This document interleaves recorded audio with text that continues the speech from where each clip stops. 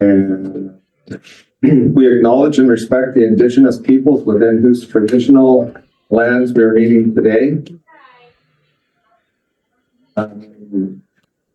Adoption of the agenda with an addition, Director David. Yeah, Chair, I have an item. It's the Castlegar Refugee Project request for support, and I'll speak to it if that is approved by the committee as when the item comes up. I second the addition to the agenda. All right. All those in favor? Yeah. Thank you. Thank you. Director Davidoff, or Commissioner Davidoff, could you forward that email to the other commission members? Have my thing. Yes. Oh, okay. Well, you can share mine then. Yes. I'll email. I can send it to everyone. It's really easy.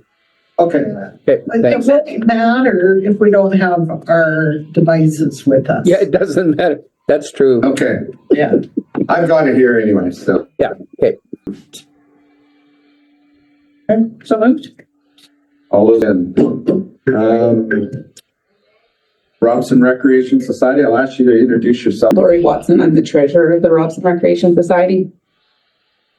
So we own and we've secured funding to build a multi-use outdoor court. So we were looking to enter into an agreement with the RDPK for them to lease the court to assume the insurance liability for us to make it operational. Sure. What else? You guys have any questions about that? Yeah, it would, as I understand it, I really appreciate the work that you guys have done and continue to do for our community. As I understand it, it would, because of the RDCK having similar insurance policies for other places, it's easier for the RDCK to get the insurance, and then the money just flows from the society to the RDCK. It won't be any increase in taxation or anything like that, right? So yeah, we had a quick meeting with Henny and Joe, and that was essentially like, I'm not quite sure how to present this because it sounds like if you guys approve it, then we start trying to formulate some sort of lease agreement with all the finer details. So Yeah. what he made it sound like is we'd enter into an agreement where RDCK would essentially run it and they would take the income from any rentals from it, aside from if we wanted to use it 6 times a year to fundraise for certain things. So it wouldn't be a huge expense, if any, to the RDCK just to add that onto their already massive policy is Yeah. kind of a moot point, whereas for us, it's almost infeasible to get insurance. It's not possible. Yeah, the small individual can't do it. Sorry, Sue. Commissioner Deaton. So when you talked to Joe Henny through the chair, was it, so it's the same booking as they booked the concession down at Millennium, kind of, you guys would be in charge of the booking of that multi-use? Is that part of It's the not, lease? and I want to clarify that it's not just a multi-use. There's also a playground going in there. Yeah. And a parking lot, I guess. We own 3 lots. They're kind of on hillside, so it's going to be a tiered operation. There's a 55 by 110 foot fully fenced multi-use court, playground, and a parking lot. So yeah, I'm not sure how this all works, but Joey, it sounds like we already would look after the reservations of it and rental income for anyone that wants to reserve it for a specific function. Yeah. And then outside of that, it would just be free use to the public at any time. So through the chair, yes, so I was at the meeting with Penny and Joe too. And so the concept is that the society would continue to own the property, and then through an agreement, the RDCK would be the operator, per se, of the spaces that you're talking about. And then in the detail of that agreement would specify roles and responsibilities of what the society might take on, what the RDCK would take on. But if it goes this route, you're right, the how we book spaces, the rules and conditions and those policies that would apply, because it would technically be an RDCK facility, but we could co-operate it, for lack of a better word, through an agreement. Just supplement. So that would be like the operating and maintenance. Two would be responsible for doing the maintenance of it. Maintenance, we had some discussions, that could kind of be kind of the fine details of it. We have no issue putting in a bunch of the legwork to, clean and maintain it. It would have to kind of depend on what that lease agreement looked like. We're calling it a lease agreement. Through the chair, for the sake of argument, is probably just the easiest term right now, but so exactly what's being said is you would identify what that level of responsibility looked like, and then it would be, I think today it's more to present the idea and then let commission go away and sort of think about, not go away, but go and actually think about think about what that looks like, what questions you might have, if anything further. And then the next step would be to look to draft something for consideration, would be the multiple steps. Commissioner McFadden. Yes, hi. Few questions. Let just before I say this, because it might sound like I'm not on board. I am on board, totally. I understand what you're trying to do. I think it's great for your community.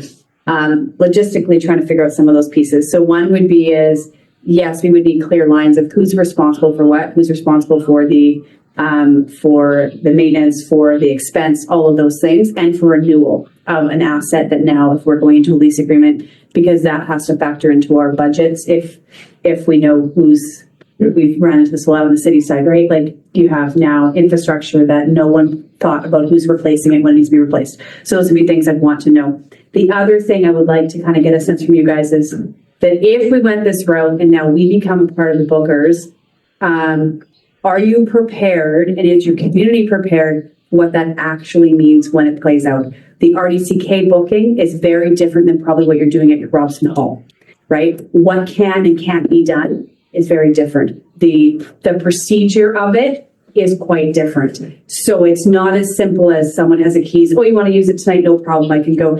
And so the tension of knowing like a small community that's putting something in that they think they can use all the time, what that's going to look like, I think there needs to be really quite clear lines and figuring out how we do that so it doesn't become a tension where your society now is saying, we built this, we want to be able to use it, but now it takes people a week and a half to actually get approval to use it. And there's all these stipulations on how you can use it. Because if the RDCK becomes the booker, there's different expectations than small societies. So I just want to make sure those things are clear so that we don't end up with there being tension between parties that really want to work together. Does that make sense? So I don't know if you guys have thoughts, and I don't know if staff has already thought about. The goal was for the court to be open and free to use to the public.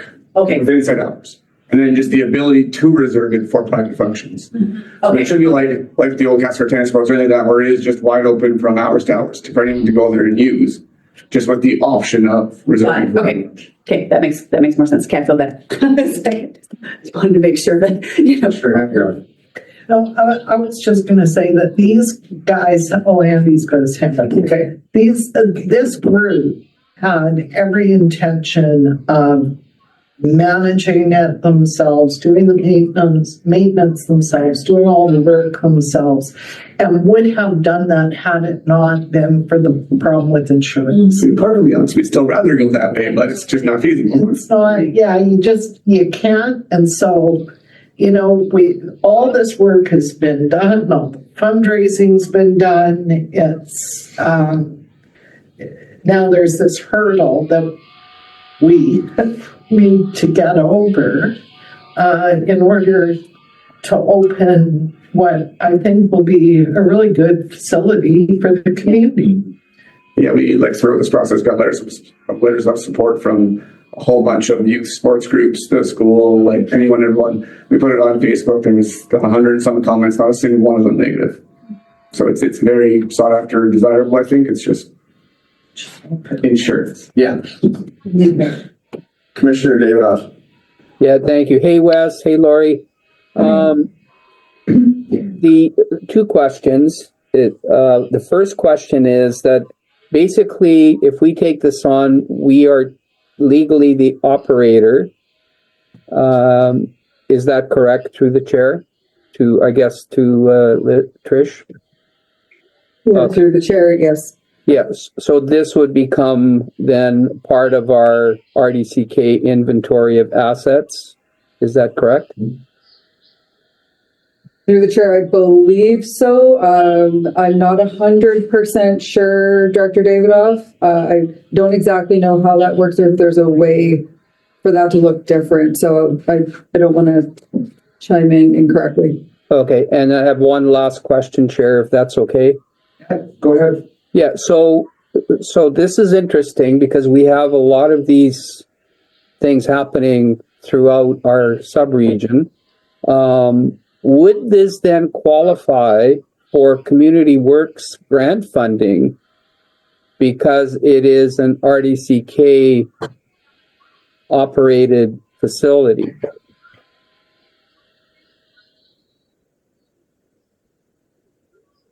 Someone want to take that one? Yeah, I can try, Chair. I think, and I saw an email through the chair. I saw an email last week. I think there was a reference to the RDCK having ownership being a requirement for community works, but we can clarify that before this meeting's over. Yeah, and the reason I ask that is that this is a interesting model for us to look at other amenities within our sub-region and actually utilizing this model then. Like, it'd be really nice to flesh this out, have a really good report addressing all the issues and potential liability issues and everything else. But if this model works here, I think this would be very interesting to apply to other amenities within our sub-region. For example, like we have huge recreation facilities in Glade and that I can't fund anymore. We're not funding. So, as I kind of stated earlier, like, we have no intention of like handing this off and washing our hands of it. We're happy to still be involved as much as possible. I'm assuming that would mean we could still apply for grant funding as a nonprofit to manage some of that ongoing cost, upkeep, so on and so on. Like, my understanding is it would still ultimately be our property, our court.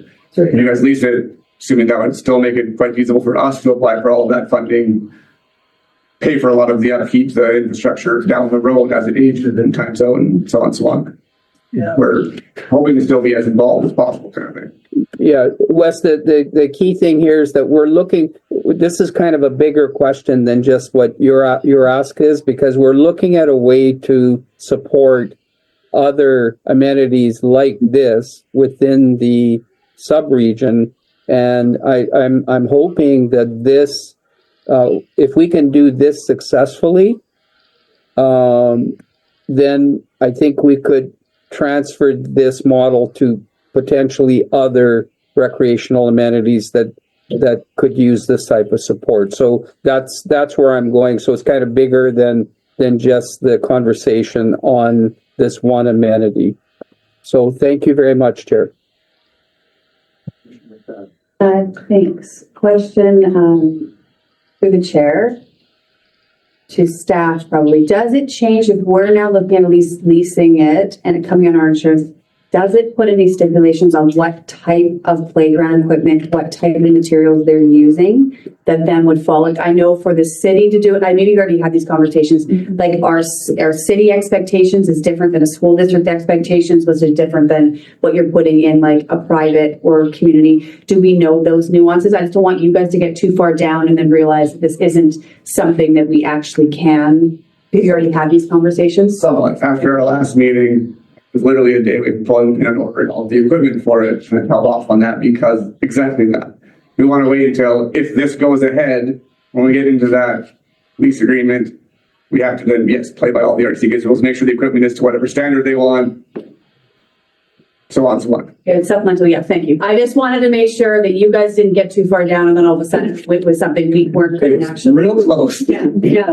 We ran into this before, so I'm just like, let's make sure we don't die. So like, right now, to back up to the beginning, the land has been leveled, prepped, compacted, light posts installed, but there is no asphalt, no fencing yet. We got the funding to go ahead with that, but yeah, kind of hoping to wait and make sure it all meets whatever the RCK standards are. Commissioner Heath? Yeah, just a comment through the chair. I'm thinking this is more like how the city owns the concession at Millennium, and then we have agreement with the RDCK to do the bookings and all that, but we still own the building, we still maintain it, and have the contract through that. So that's just what I'm seeing. It's not like we're taking ownership of it. You guys will have that.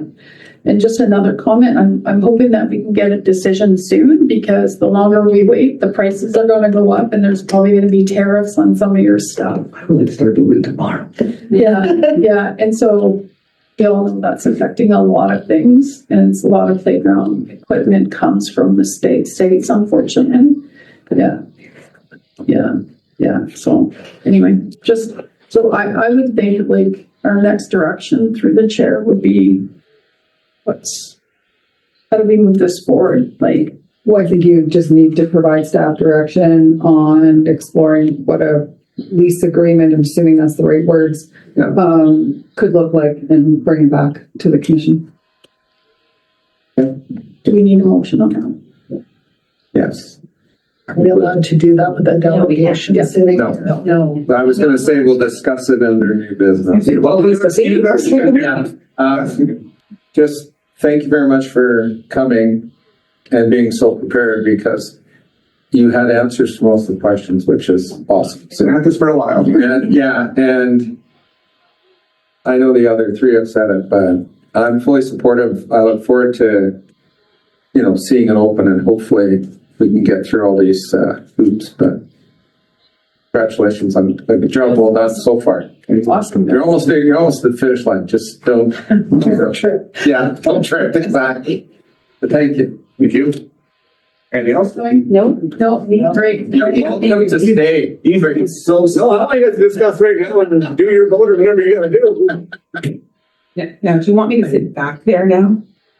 technically, Oh, yeah. technically, anyone who is flirting. Well, then. But Yeah, unfortunately, has to move, Drain has to move. we're not allowed to have people at the decision-making table if they're not actually a decision maker for. I get it. That's why I asked. I guess you go get it. Who would have called us? Yeah, yeah. What really comes in is not everyone's quite as nice. Thanks. All right. Staff report, 7.1, staff training, customer experience. Tricia, I'm looking forward to hearing this. Sorry. Can I just, I'm a bit, it seems like we're getting a lot of verbal reports these days, and I'm wondering why, like, I get that everyone's busy and it's less writing for you and less reading for us, but at the same time, a written report gives us the opportunity to consider the information and formulate questions or comments, and a verbal report doesn't do that. So I don't want to be, critical or anything, but why are we having so many verbal reports and not written reports?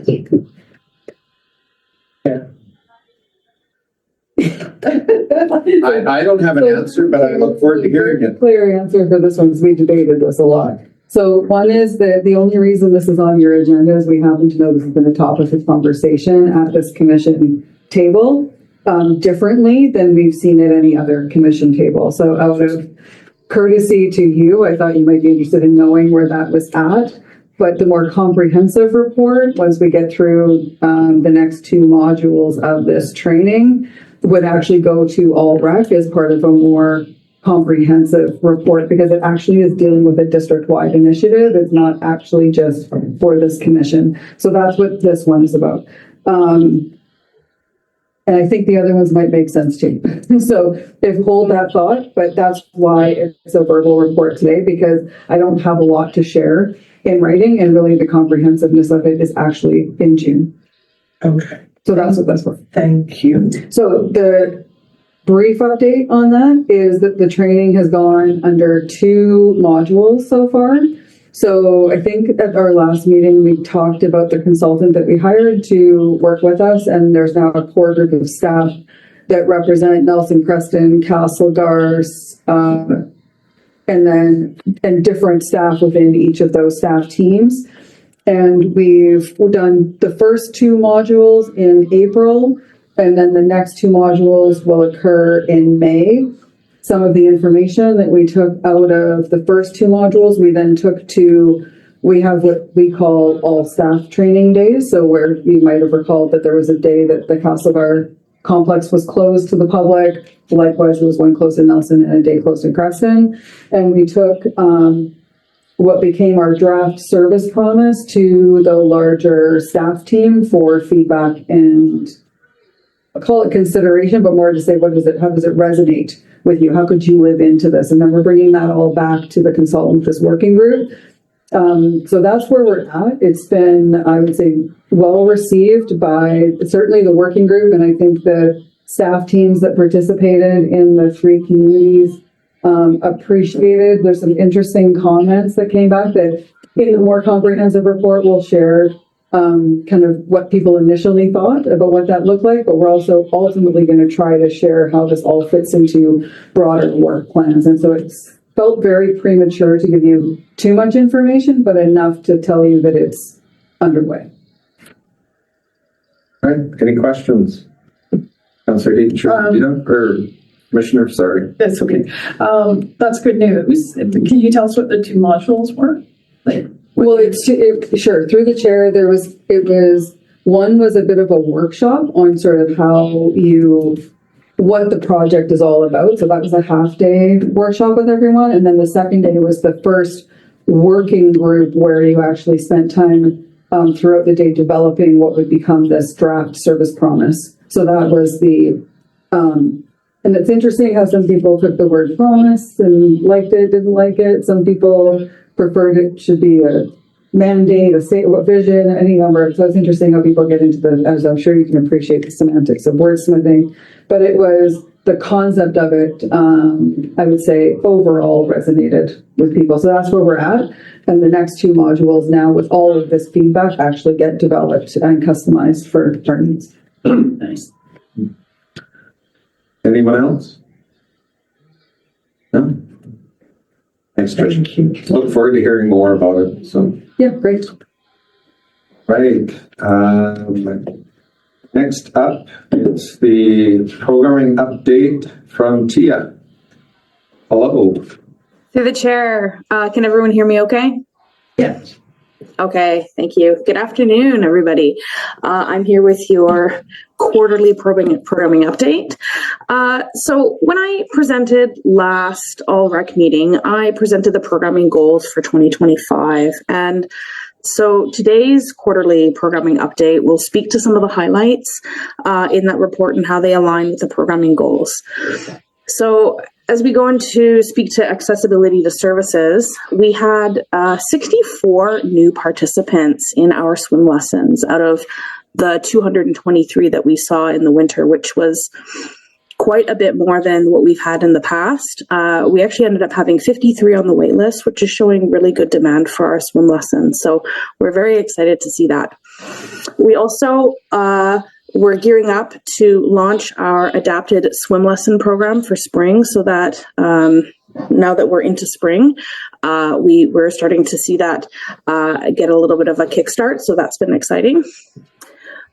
Speaking to customer service, capacities for public skating were implemented, and this was due to the surge of participation that we saw in our arenas for public skating. So it helped with attendance management and safety on the ice, because there were a few times where, staff were feeling a little bit uneasy about how many people were on the ice and the activities that were happening on the ice and the flow of how people were moving about the ice and not feeling completely satisfied with and comfortable with it. So we were able to create a little bit of a better capacity and flow protocol for participation.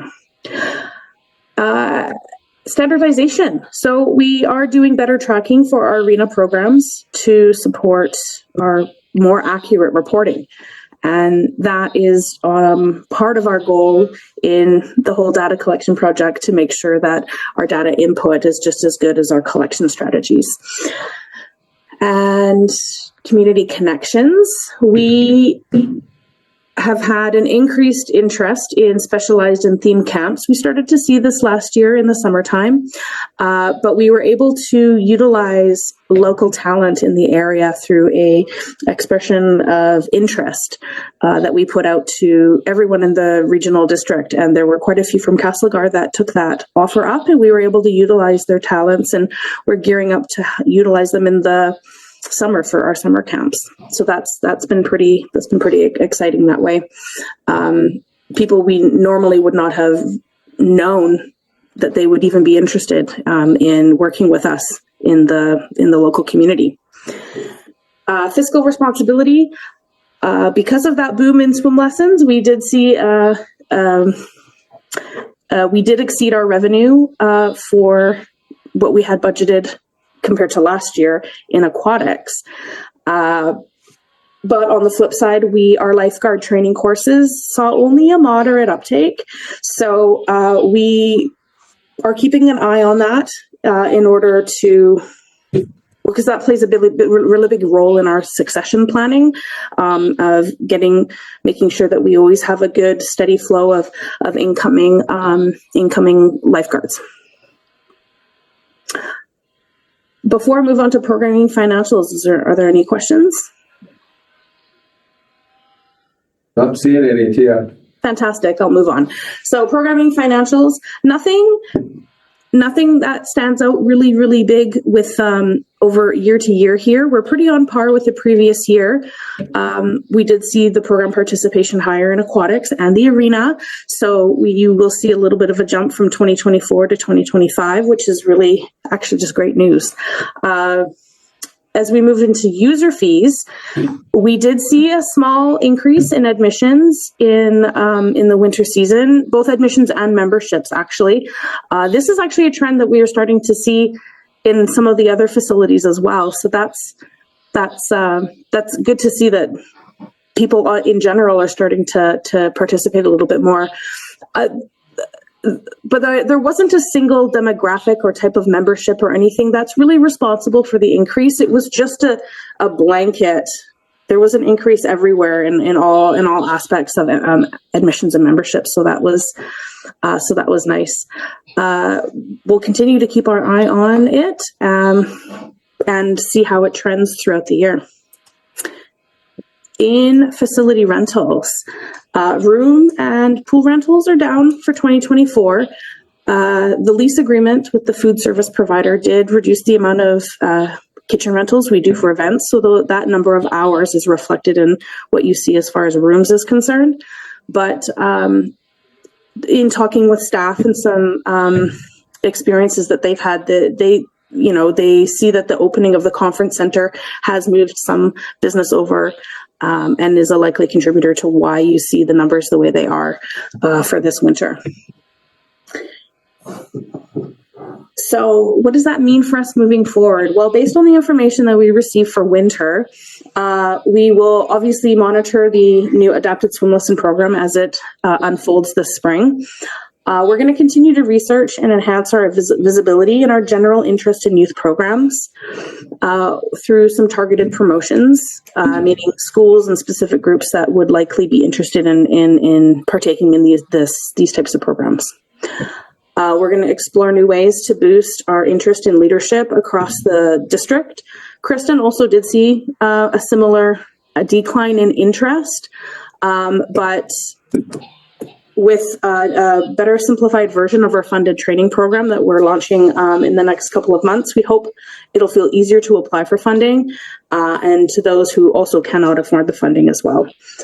We'll use that same space and energy to work on our promotions to reinvigorate interest in the career of aquatics. So that's winter in May. Any questions? Thanks, Tia. Does anyone have any questions? No? No, good Thank job. you. Good Thank job, you. Sandra. Lots of info in the report. Yeah, Thank the you. report. That's straightforward. Yeah, Yeah, good, we're just saying to you, it was a really good report. as usual. Yeah, Oh, thank you very much. yeah. And now we'll move on to allocation ice process with Tricia. Yeah, so through the chair, so the reason you don't have a written report for this one as well is normally we wouldn't provide that till at least May, when our process would normally get underway. So the allocation, historically, there's a deadline for ICE that is usually, the submissions come in May. There's a few other different processes that occur before then, but the ICE allocation process, the groups would be expected to submit their information in May. We changed it this year due to some experiences we had in Nelson, where when we lost a sheet of ice in Nelson for the first part of the ice season, so the fall of 2024, we learned some things that we thought would be beneficial for this group. So what we did is we've actually had 2 allocation meetings already, which is well in advance of what we normally would be, in part due to trying to bring the groups along with us and help us solve the challenges related to being down to 1 ice sheet now.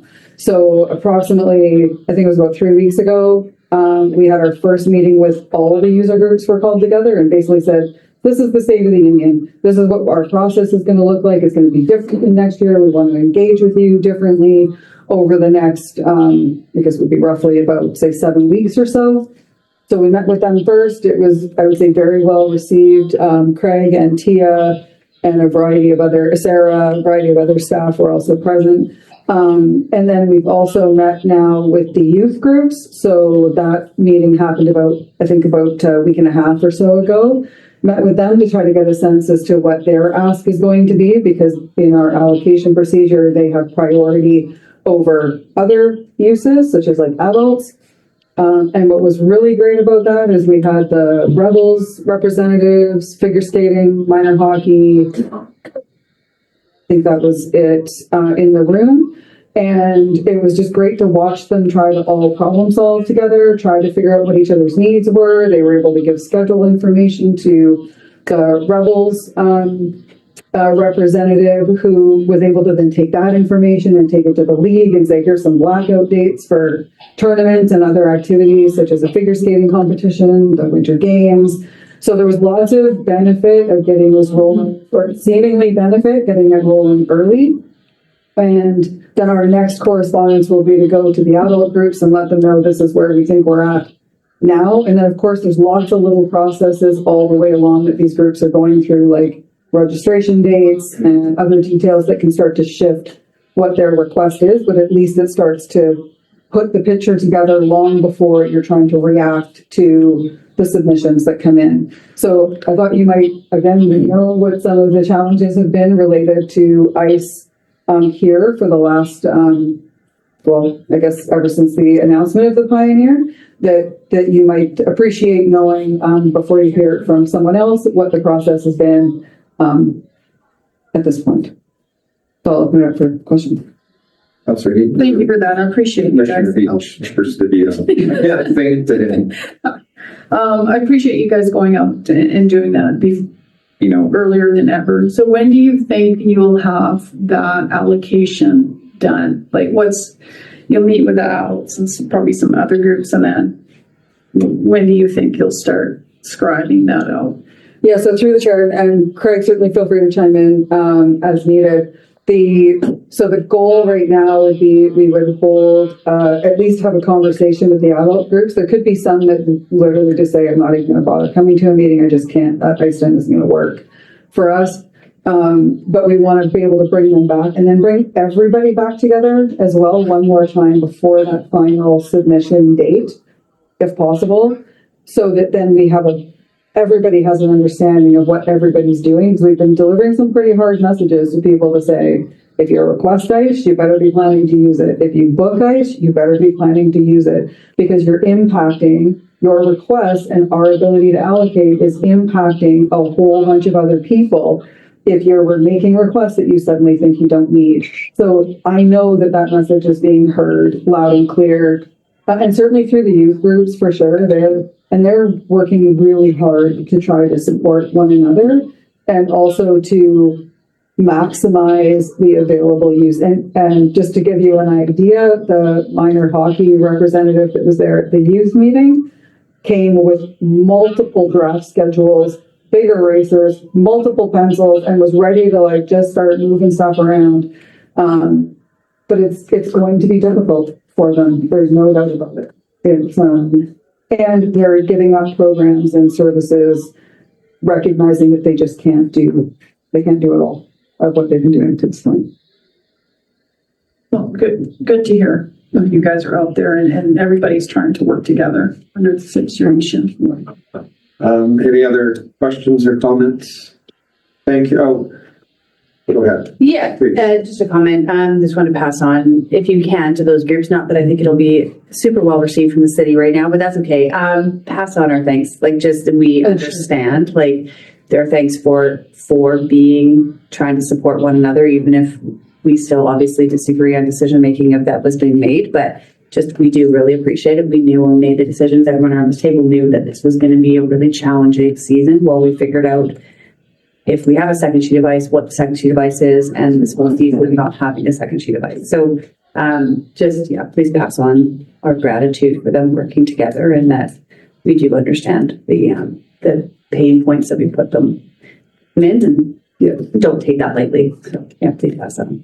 And so through the chair, the goal would have been to bring back a better picture as to what allocation ended up looking like at your June meeting. Okay. So because that's technically when they will have submitted everything, we'll have had multiple conversations with groups by that point, and we believe better position to be able to say this is what that outcome kind of looks like, and maybe even be able to provide some level of at least anticipated statistics of, well, if we had X number of adult groups, when we had 2 sheets of ice, here's the number that looked like they're planning to go this year. I think a couple of interesting comments, even from the youth groups, is that they really, it feels so unknown to them. It's hard for them to fully comprehend what the impact is going to be.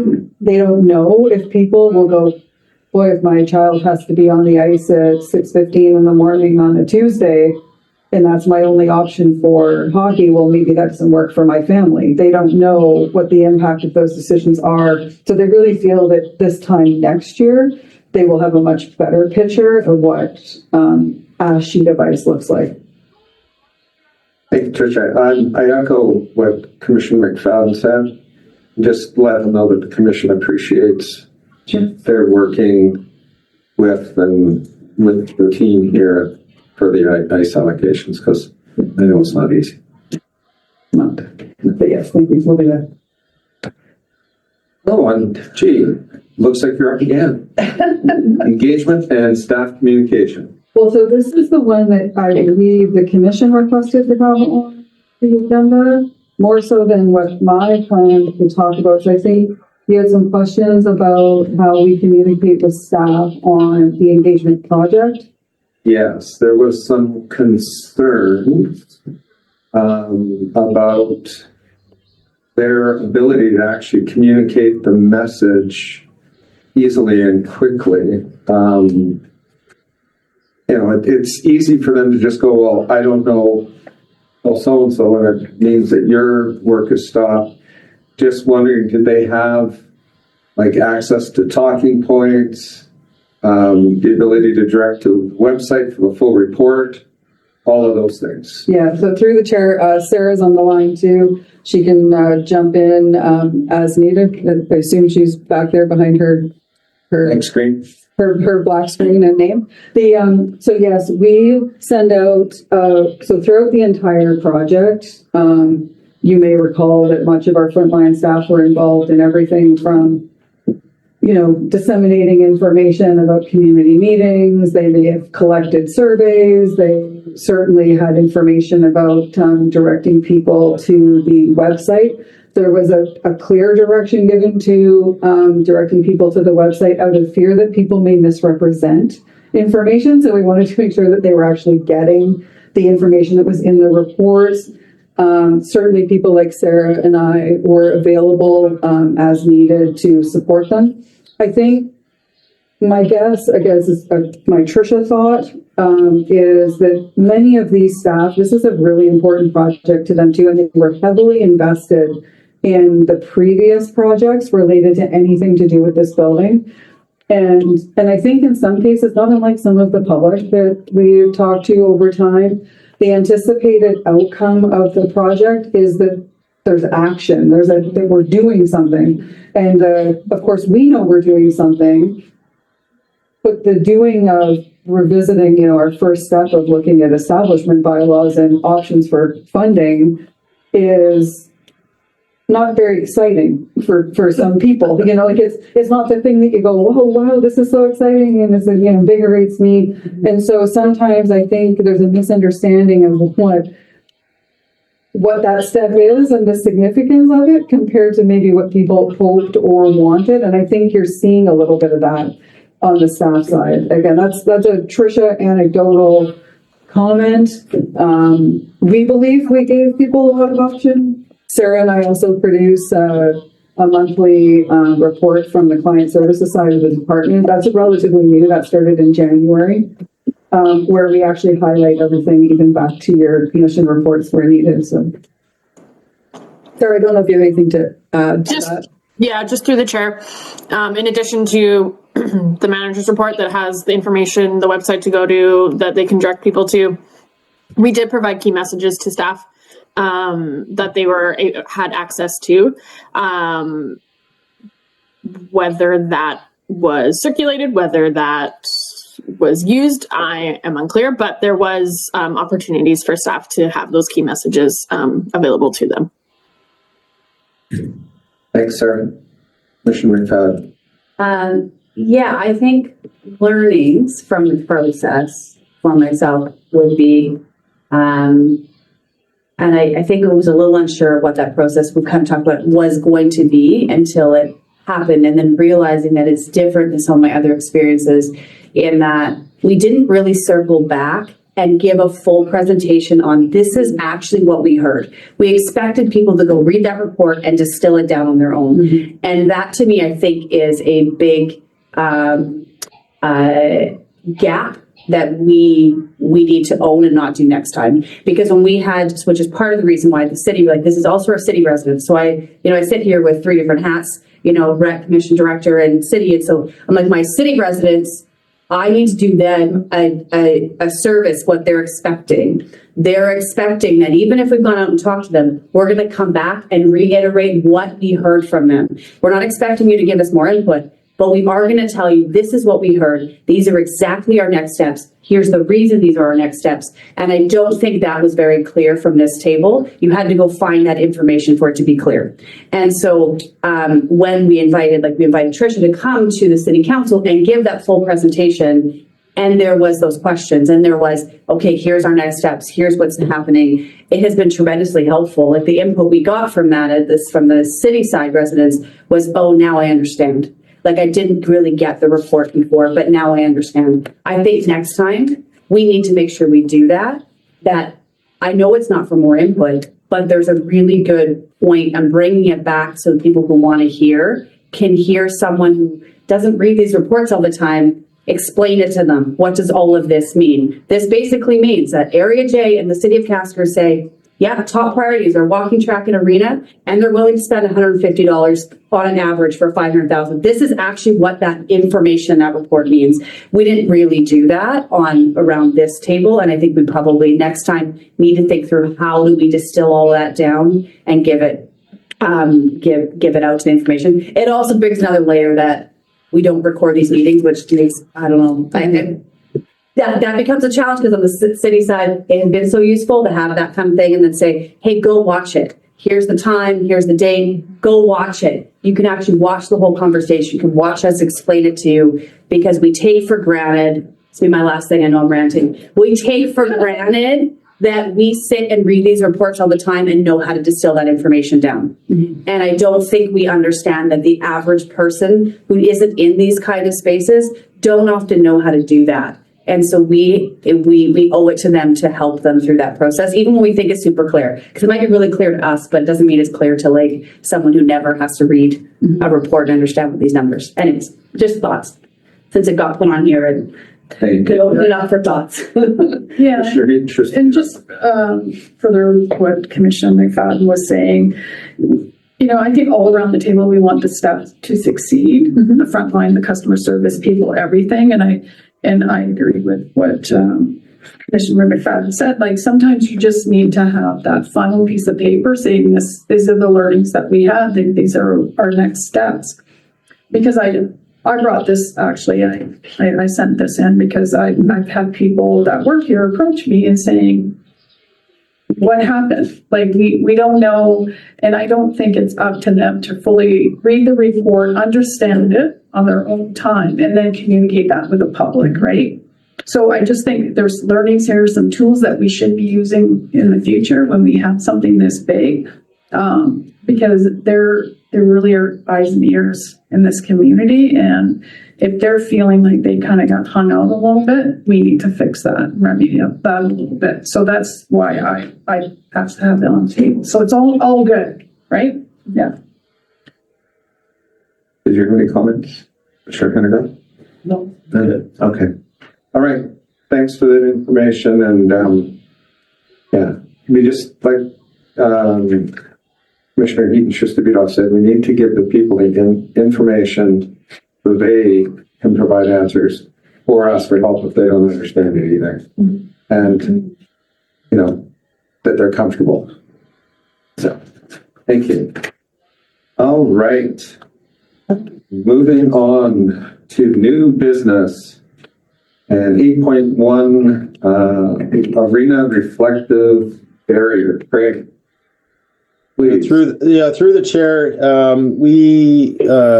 if you remember correctly, when we talked about the capital projects for 2025, one of the projects was some insulation work in the attic above the arena space, the ceiling space, and a reflective barrier. We call it a low E ceiling that was going to provide vapor barrier between the arena and the attic space, and also reflect, you know, and maintain the energy inside of the arena. A low emissivity ceiling is recommended by energy consultants as for arena. So that was the option that we had chosen through the conversation with the consultant back in November. And the original budget for the insulation work and the vapor barrier work was $680,000. And then after a discussion with the consultant in November, just prior to budget, they had determined that a budget of $450,000 would be sufficient to do the low E ceiling and some insulation. So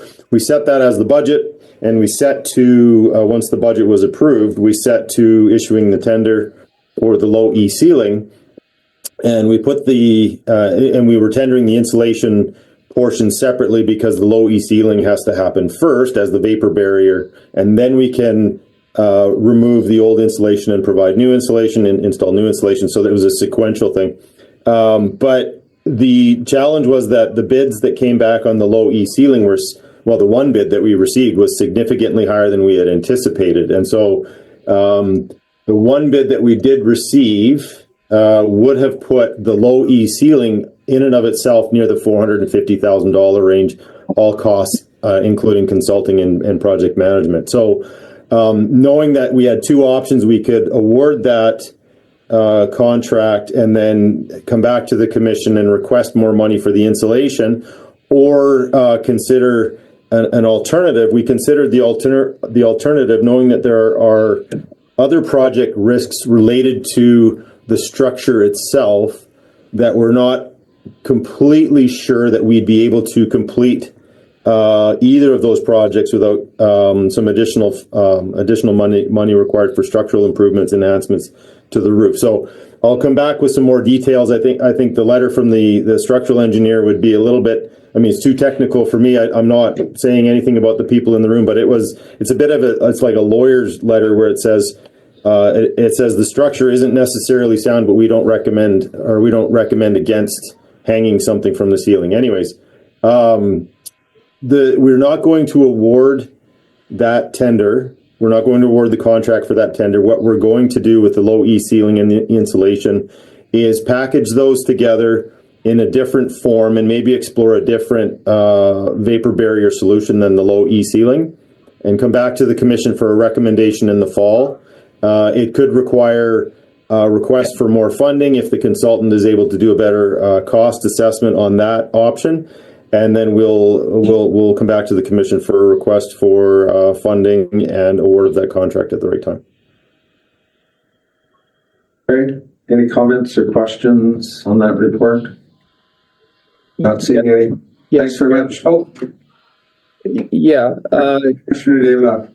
yeah, just a comment and a question. In the past, we would receive these technical reports. If it's something of a legal nature, then it goes into committee. If this is not something that is of a legal nature, the commission would receive all these types of reports in the past for us to review and ask questions on. And because Craig made a comment about that depending on the load, that the ceiling can't handle it, and that is concerning to hear, because what are these issues? And so this is where I just want to bring to the commission's attention that in the past we would receive these reports. So I would suggest that the report be circulated to the commission members unless there's a reason why it can't be. Through the chair, there's no reason why it can't be. It's just staff aren't prepared right now to provide that out of context. I think that the report as a standalone would be confusing. I think what we'd prefer to do is come back with more information and provide that report and other information about the structure of the roof at a later meeting, if that's okay. Yeah, supplemental, Chair. Yep, go ahead. Yeah, the concern that I have is that if we can't hang something off the ceiling and it's just a liner and insulation, what about snow loads and other things on the ceiling? Like, you could see where I kind of, like, a little red flag went up in my head and saying, like, what is going on here? Are we looking at a structural deficiency that is a potential issue for us? So that's why I think we need to have a fulsome, this is a big deal. This is not a little thing. Could be a major expense for us. Yeah, through the chair, as a project risk, this was something that we underestimated, and it would be pertinent for us to come back with a better, with more information for the commission at a future meeting.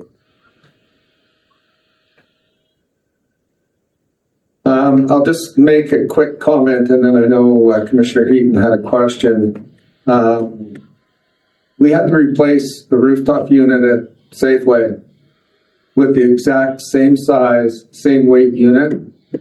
And we were told that we had to go through structural engineering because the rules had changed from when that building was built. And I'm sure it's something similar. So in my opinion, just seeing that report without additional information, like you said, Craig, it's just going to be confusing.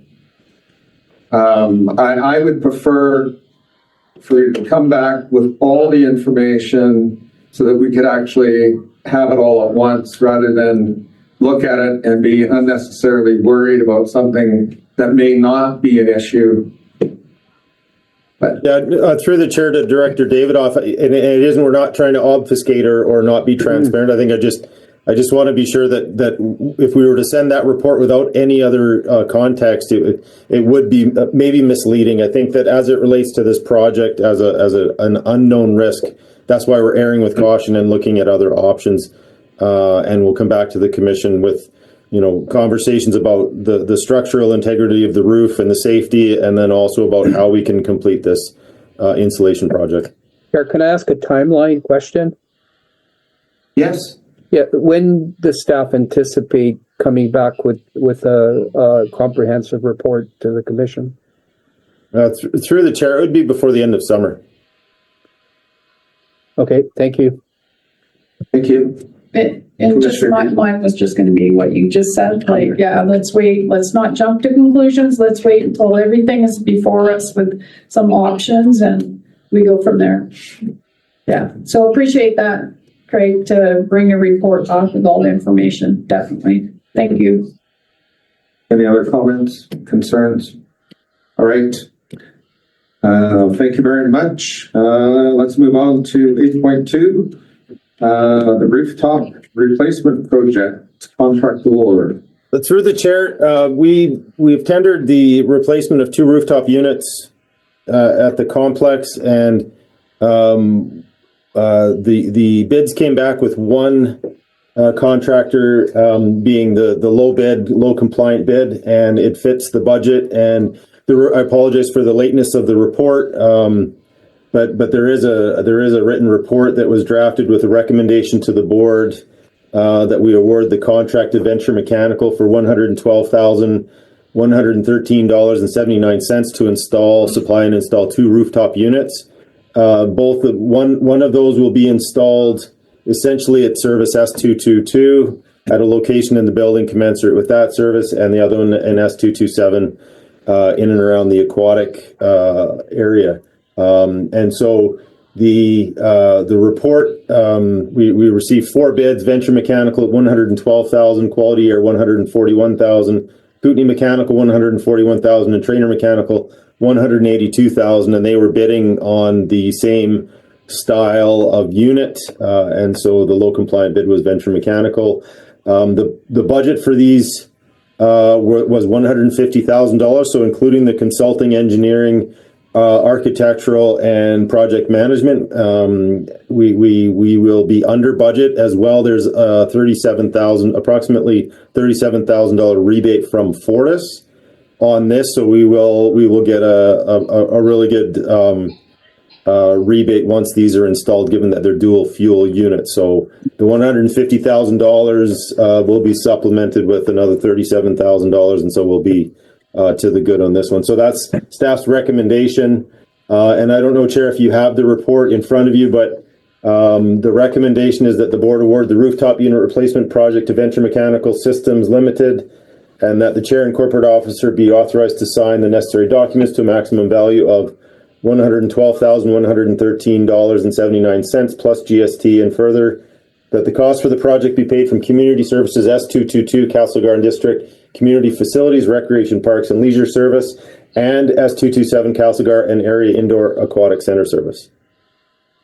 Thank you very much, Craig. I did have the report, but thank you for reading all that for me. I appreciate it. I just wasn't sure if you had it.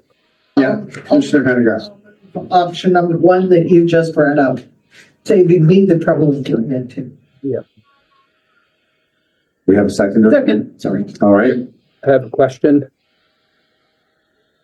Commissioner Davidoff. Yeah, so thank you. Yes, and I do have the report. It's an e-scribe. That's a report you're referencing. So the usually when we do these, we identify how much we're allocating to each service. So how much is coming out of S222? How much is coming out of the other service? So, Chair, through the chair, in the report, it was for S222 $61,483, and for S227 is $67,404. Yeah, so this is usually we put that in the motion so that it's really clear how much is being charged to each service. So could we make a friendly amendment to include those amounts in the resolution? Mover has said there's a project on that, so. Okay, thank you. 261,483.81 and the S227 67,404.98. Any questions, comments? No? All right. All those in favor? That is carried. Thank you. And thank you again, Craig. All right. The addition to the agenda was 8.3, and I've just called it the letter regarding the Castlegar refugee project. And would you like to speak to that, Commissioner Davidoff? Yes, I would. Thank you, Chair. Yesterday, I received an email from a representative of the Castlegar Refugee Project, just informing that the family from Myanmar that we've been waiting for 2.5 years, and they've been refugees for 12 years, are actually supposed to be arriving on May 22nd. And so that's good news. But what the project representative requested, they said there's two boys, 1 8, 1 6, that will just be in school for a few weeks, and they're talking about the RDCK summer camps would be a huge benefit for these children. And so then the question was, is there a way to have a camp sponsored or discounted by the RDCK? And they also are concerned about, do they have to register ahead of time? Because if it fills up, then there's no room for the kids. So I think I know the answer to this is that no, we don't discount. No, we don't, we usually work through grants and stuff, but I'd like to get an idea of the costing on this, and if staff could address this with the response. But also, I have no idea right now exactly what the cost for this would be for 2 participants in the summer camps that we hold. So maybe staff could assist with that. Tricia? Yeah, so through the chair, looks like back on, it was April 29th, and I'm assuming this is maybe a representative of the Castlegar Refugee Project team, not 100% sure, reached out to the facility manager here, giving basically exactly the story that Director Davidoff just provided. And they were seeking sponsorship or some form of discount related to summer camps, because they believe this would be beneficial to their integration into the community. So the facility manager and I spoke about that, and definitely the first thing that came to mind was the leisure access program and making sure that they had access to that service. And there were 2 things that we were thinking of, if you can follow this logic for a second, is that the current subsidy allotment that an eligible family would have expire on May 31st. Then they can reapply into the program, and assuming they're eligible still, which of course if you apply now and your situation is probably similar, on June 1st, that they would then be eligible for that next allotment of funding that would take them into the next calendar year of the leisure access program. So in theory, $150 could be available to each of the children, as well as then any of the adults, subsequent funding for camp registration now and then again in June. So, and what the email was basically putting out there was to say, we didn't have the detail as to when the family might be here. So camp registration is already open. I believe roughly, Tia can correct me if I'm wrong, but I believe roughly the cost of camp is about $145 a week. Oh, I'm right. Nice. Thanks, Tia. It's roughly $145 a week. So if you imagine that the subsidy portion can pay for half of that funding. So there is a portion of the funding that the participant is still expected to fund, which is 50%. So that still may be insurmountable for this family, which I don't have a solution for today, but certainly the LAP program would be the first order of business. There are ways that I could help support getting the process initiated for that family, even if they aren't here, but it would take a bit of administrative magic to sort of make that happen. But I don't know how full camp is right now to know the risk of spaces available. But of course, there's more than 1 week of camp all summer long. So I'm not sure what else to say. Yeah, so Chair, I do have a comment here, if that's okay. Of course. Okay, and I'm just sending this all to Trish and Tia and Maria and to Sue as well.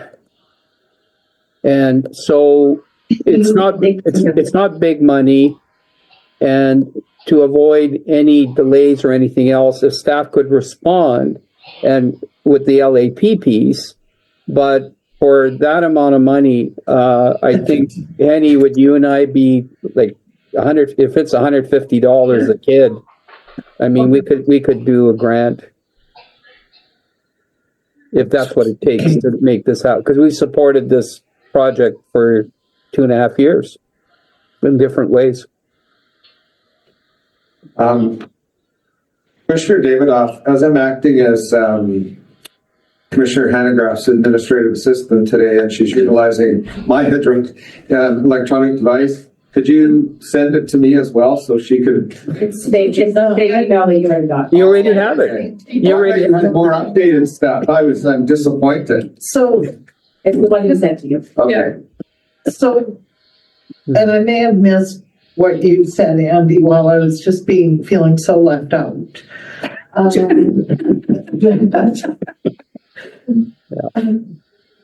The hurt feelings report will come in later. I think if Trisha can work with the refugee project to figure out what can be done, what's needed, what can be done, and then if the refugee project wants to apply for grant funding from I and J, if it's needed to support the balance. I mean, I get it. These kids are coming to a new school at the end of the school year. They need something good. Yeah. So that'd be my suggestion. Tricia. So sorry, Tia, just one sec. So through the chair, what I don't know is if the facility manager was able to follow up since the April 29th meeting, but I can find out. And if Andy is in support of Director Davidoff is in support of what Director Hanegraaff just said, what I can do is make our facility manager that point of contact and actually share your contact information, and we can work magic in the background. It's just, I don't know how else to more seamlessly figure that out. But I think if the facility manager becomes the point of contact, that's Ann Gillender. Oh, okay. Yeah. And I would say, she's away this week, but we'll be back on Monday. So we can follow up with her then and try to figure out what to do. Hey, and sorry, Tia, I didn't see your hand. Oh, Got to through the chair. wave. No big deal. I just wanted to update you that camps are about half full at this time. Some are full, more of the specialized camps at this point, but from a general perspective, I don't actually know the ages of the children. 10 and 8. 10 and 8. 10 and 8. And 6. 6 and 8. Oh, 6 and 8. Do I hear something in 9? Hold on a sec here. 6 and 8. I'm sorry. Yes, 6 and 8. Yeah, so 6 and 8, pretty safe. They would be in the same camp, which actually probably is ideal, but they're only about half full at this point. So I don't think that we're feeling so pressured that they're not going to get a spot in any of the weeks. Okay, so who then is going to action this to communicate with Trish? Okay, so that's awesome. So Trish, you'll get back to Julie Leffler and whoever else you need to talk to, correct? Yeah, through the chair, the person who reached out is not Julie, I don't believe. It was a different person. Oh, no, sorry, it is Julie. My apologies. That's who we received an email from. Yeah. Great, that's great. Good work. Perfect. Thank you, everybody. And I apologize for the lateness of this, but I got it yesterday, so I'm glad we were able to deal with it. Thank you. Yeah. Good news one. So, Yeah. all right. We will now have public time. So if there's any questions from the public or members of the media or people in the room, Sorry, just process question as well as asking Tricia. Did we not add, I thought we had added when the Robson did their presentation to have it later on the agenda. We did, I'm sorry. 8.4. I'm sorry. It's okay. Because I put it on the other page. I was just asking, like, was it going to like another? But I know there's time sensitive, so I don't want to miss it before we Yes, no, absolutely. Thank you for that. So I was like, I'm pretty sure.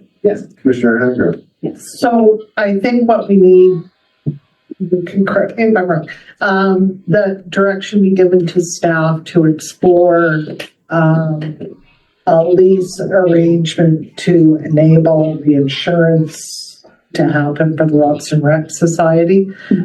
I know that's really worded poorly, but, I think we all know what we're talking about here, and so I move that happen. I'll second that. Yeah. So will Maria. All right. Everyone is, I'm gonna get that there. yeah, because I just won't let Wes know that I forgot to do this, okay? tell. I got it. Don't worry. All right, so, My words heated. yeah, So that would include the operation and maintenance, the things that we. all of it. Things that we discussed. Of it. So it, Maintenance. there would have to be, the exploration on what can be done and how that happens. And then there would also have to be a sit down with the Robson Rec Society to talk about the particular details around things like how many times do they want to use it for fundraising, all that kind. There was a full discussion about this in a month or so ago. There's a lot to be considered. I think, there's a pretty good list started from that meeting. And I just really want to see it move forward as soon as we can. But of course, with the right degree of caution. Yeah, Just can you put the date on when you want the report? You should What? in June. Have that be ready because of the meeting. Yeah, and we have it by the June meeting. I think so.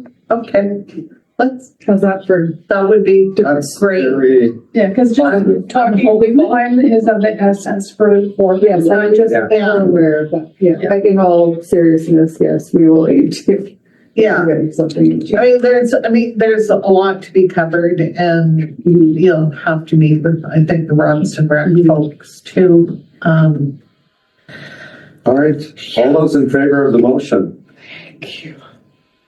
Right, that's carried, thank you very much. Now you can move all the time. Now we'll move to public time. It's a good thing I got lots of helpers. So if anyone has any questions, we'll entertain them now. We'll go online first. If anyone online has a question, just use the raise hand function. I mean, is Catherine Carrero a member of the public? I'm not sure. I'm not seeing any Yes. questions. I don't have a question. I just like listening and being informed. So Okay. thank you. Thank you very much. So no questions online. Is there any questions from anyone in the room? Go on one. Well, the questions have to be related to what has been on the agenda, correct? Generally, but, if it's something we've discussed previously, we're usually pretty, Well, I think if you show well, up. I'm not that flexible. I'm more lenient. Well, at I'm this on age. about Maria. I'm super laid back. You should see the questions we get at council meetings. Yeah. No, I think that the reason we had put a list of priorities that as Pass Creek Regional Exhibition Society, we had submitted them. Our deadline was April 30th, but I think that deadline maybe was just too. No, May 30. Wait a minute, yeah. Yeah, April 30th, we have them in. And then, so that deficiencies at the fairgrounds could possibly be addressed so that we would sort of know where we're going with fall fair. But I think that time frame maybe from when the April 30th, when our sort of wish list was submitted, maybe that's not soon, like the time frame was not correct. Like, it was too short. Too short. Thank you. Okay, so that's. Do you want this to Could be an update from Sam? Yeah, I was just gonna say, I was gonna ask Craig if he had an update on that. Well, through the chair, we did meet with the society members and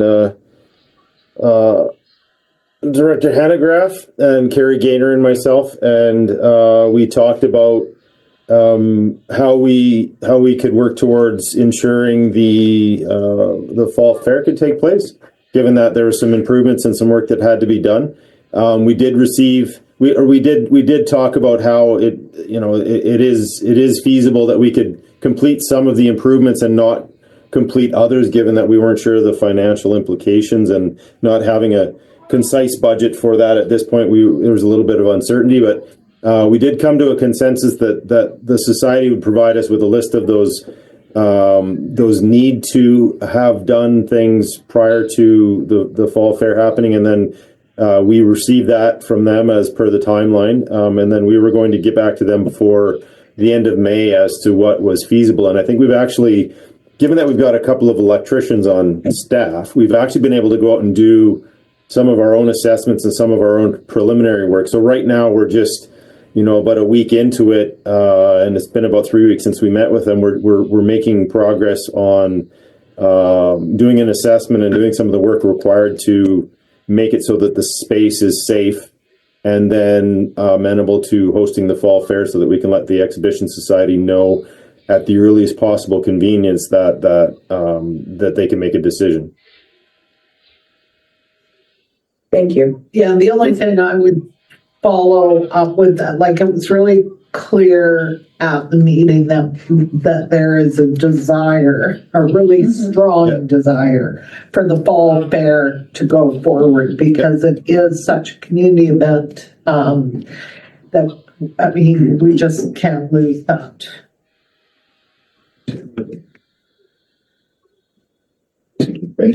I didn't know if you were finished or not. I'm not sure if I am. Okay, well, we'll do something a little after. No, that's good. Because you might know this, actually. Oh. So what was the timeline? So you guys submitted yours on April 30th. So we did the RDCK that said that we would get back to them. Yeah, at the end of May? Yeah, through the chair. I think we said at the end of May.